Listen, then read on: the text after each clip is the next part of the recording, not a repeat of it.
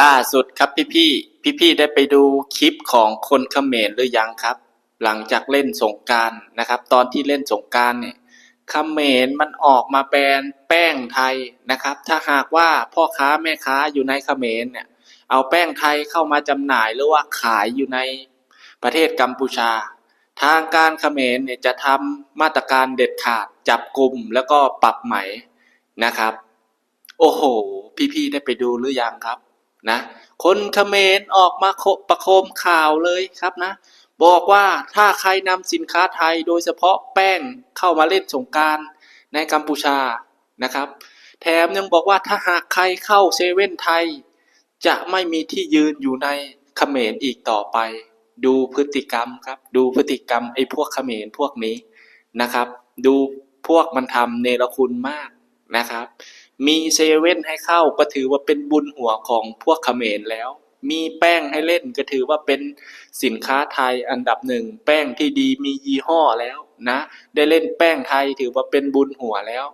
ดีกว่าไปใช้แป้งที่ไม่ได้มาตรฐานของเขมรเล่นสงกรานต์ไม่น่าละนักท่องเที่ยวก็ถึงไม่กล้าเข้าไปเล่นในเขมรไม่กล้าเข้าไปเล่นน้ำในเขมรเพราะว่าอะไรเพราะว่าสินค้าไม่ได้มาตรฐานนะก็มีเจ้าหน้าที่ของเขมรนี้ออกมาเดินตรวจตานะโดยเฉพาะเจ้าหน้าที่ระดับสูงของเขมรนะมาตรการอย่างเด็ดขาดพี่คนไทยคิดว่ายังไงครับกับพวกเขมรที่ทำแบบนี้นะบอกกีตาร์จะให้ไปดูคลิปของอินฟูเขมรออกมาพูดถึงแป้งไทยนะครับแต่มันจะพูดเป็นภาษาเขมรเดี๋ยวบอกกีตาร์จะมาแปลให้พี่ได้ดูกันนะครับนะได้ฟังกัน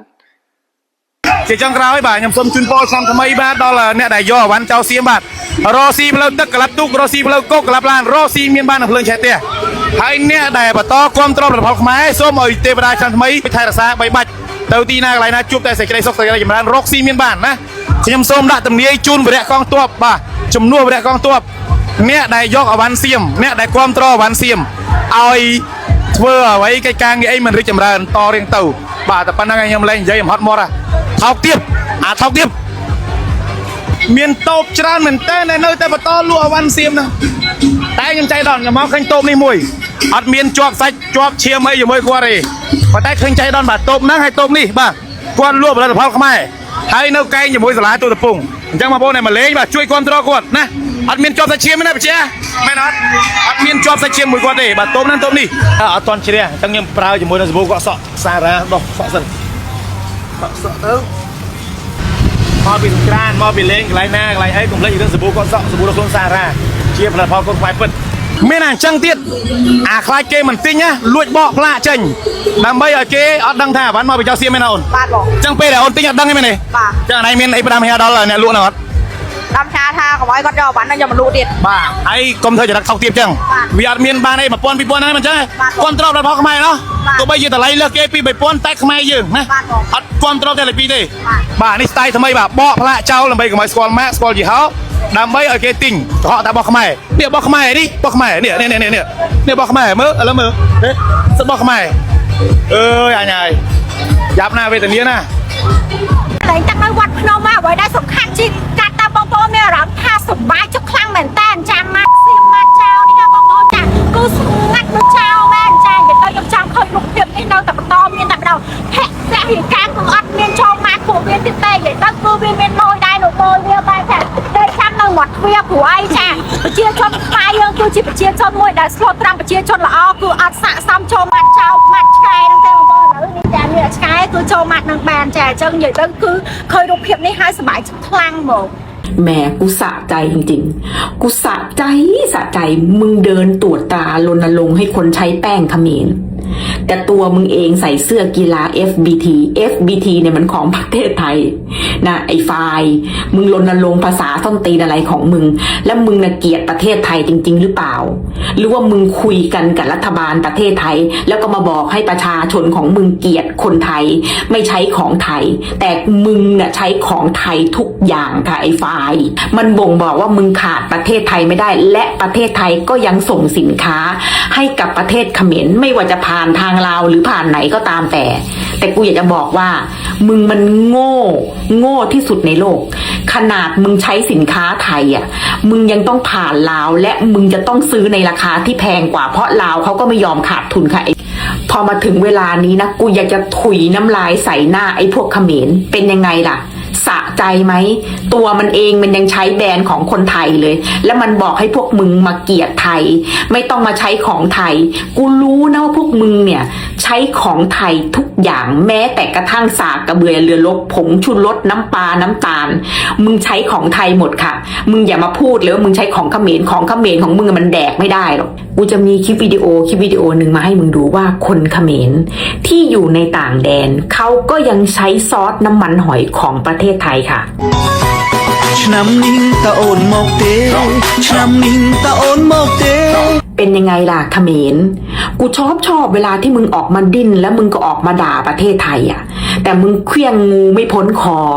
มึงก็ไม่พ้นประเทศไทยเหมือนเดิมนี่ไอ้พวกเขมรพวกมึงก็ตื่นได้แล้วนะ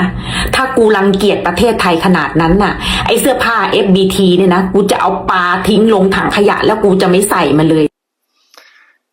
นี่แหละครับพี่ๆเป็นยังไงบ้างครับเห็นผู้ชายหนุ่มเขมรที่ใส่เสื้อสีดำไหมครับมันออกมาประกาศเลยมันบอกว่าถ้าหากพบเห็นนะคนเขมรพ่อค้าแม่ค้าเอาสินค้าไทยมาขายอยู่ในวันสงกรานต์อยู่ในงานเป็นแป้งโดยเฉพาะเป็นแป้งของประเทศไทยของเสี่ยมของโจรเสี่ยมนะมันบอกจะสั่งเจ้าหน้าที่จับกุมนะโอ้โหดูพฤติกรรมของไอ้หนุ่มเขมรคนนี้มันพูดนะครับก่อนอื่นบอกกีตาร์อยากจะบอกมันก่อนว่าอันดับหนึ่งพวกมึงอ่ะเอาแป้งไทยเข้าไปได้ยังไงเอาสินค้าไทยเข้าไปได้ยังไงนะแล้วยังมีหน้ามาบอกว่าแบรนด์สินค้าไทยนะครับยังมีหน้ามาบอกว่าไม่เข้าเซเว่นไทยนะก่อนอื่นน่ะมึงไปถามผู้นำก่อนไปถามรัฐบาลมึงก่อนที่จะมาแบนสินค้าไทยเลิกใช้สินค้าไทยได้หรือยังนะเลิกกินสินค้าไทยได้หรือยังนะกูเห็นตั้งแต่ลบกันกับไทยครั้งแรกพากันออกมาเหยียบสินค้าไทยเผาสินค้าไทยนะครับแบนสินค้าไทยรณรงค์ให้ชาวเขมรเลิกใช้สินค้าไทยตั้งแต่เริ่มทะเลาะกันตั้งแต่ลบกันครั้งแรกนะคราวนี้ปล่อยให้แป้งลุดลอดเข้าไปได้ยังไง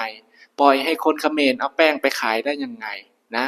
ถ้าไม่ติดใจสินค้าไทยถ้าไม่ติดใจแป้งไทยมันจะนำเข้าไปขายได้ยังไงนะท่านผู้ชม